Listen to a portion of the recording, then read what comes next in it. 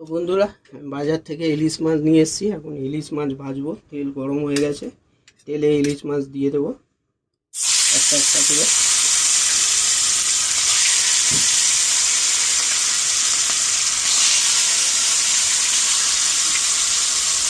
প্রত্যেক কটা দিয়ে দেবো, দিয়ে আমি ভালো করে ভেজে নেব।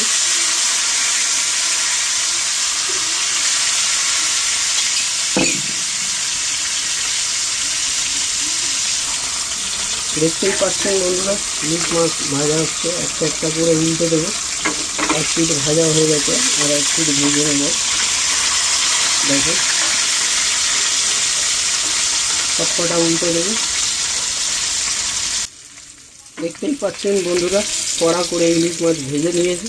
এবার তুলে নেব আমি। ইলিশ মাছগুলো ভাজা হয়ে গেছে, এবার আমি তুলে নেব।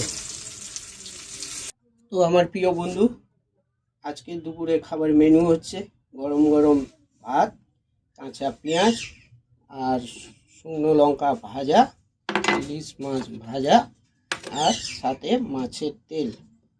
ইলিশ মাছ ভেজে যে তেলটা বেরিয়েছে, এটা দিয়ে খেতে দারুণ লাগে। সবাই ভালো থাকবেন, সুস্থ থাকবেন। আবার দেখা হবে অন্য রেসিপি নিয়ে।